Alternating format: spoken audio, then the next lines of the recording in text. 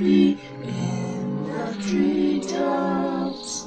When the wind blows, your cradle will rock.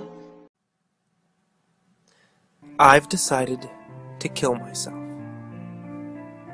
I think it's important someone understand why, so I'm making this video before I blow my head off. And the first time I remember it happening, I was 9. Johnny Weller and I were playing in his backyard.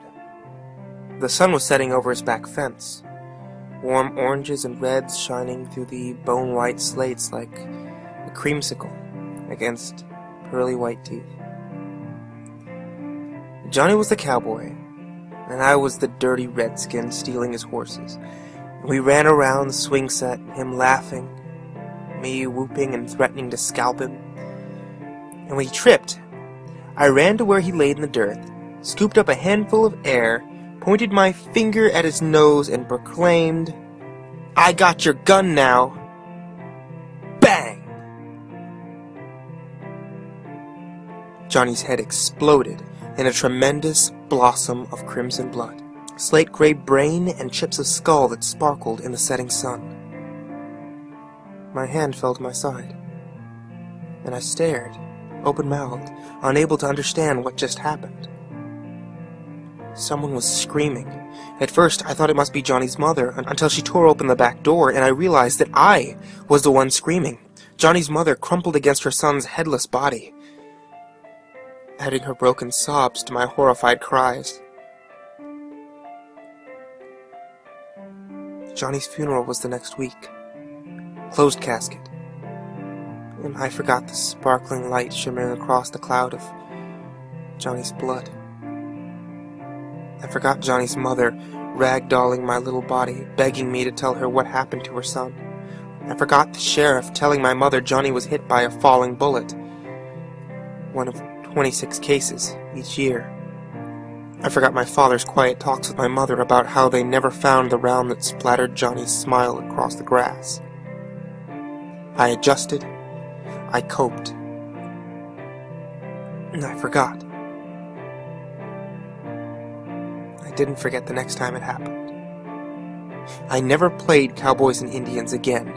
In fact, I can't remember a single instance of any shooting game played by little boys anywhere in my childhood.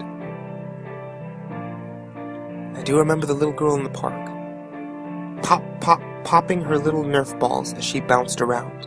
She ran up to me, brandishing the weapon, and shouted, "Hands up!" I smiled and complied, dropping my sandwich in mock terror. I lifted my hands to the sky and petitioned for mercy. A true homicidal maniac in the making, she executed me with a flurry of staccato pop-pop-pops. I dutifully played dead, sprawling across my bench. She giggled and proclaimed, "Your turn! Shoot me!"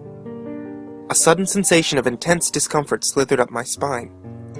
I thought of flowers, glittering crimson roses, wet with morning dew. She eyed me impatiently, apparently convinced that she might have to nerf me once more to provoke a response. I lifted my finger weakly, pointed at her, and whispered, "Bang." This time, I wasn't the one screaming. Her mother cradled her baby's dismembered limbs, frantically clutching an arm, then a leg. I had pointed my finger at the little girl's belly button, and the moment the word left my lips, she ruptured like a water balloon, filled with punch and soaking bits of crimson-colored fruit. Johnny Weller's decapitated body filled my vision, the slow red of sunset sliding down the front of his striped shirt. I ran. I can't do this anymore. I got pissed at Laura yesterday and put my finger in her face to tell her off. I didn't even say it. I couldn't bring myself to sop my girlfriend's brains off the kitchen floor. I can't do this anymore. All I have to do is put my finger against my temple and to say it. And at least,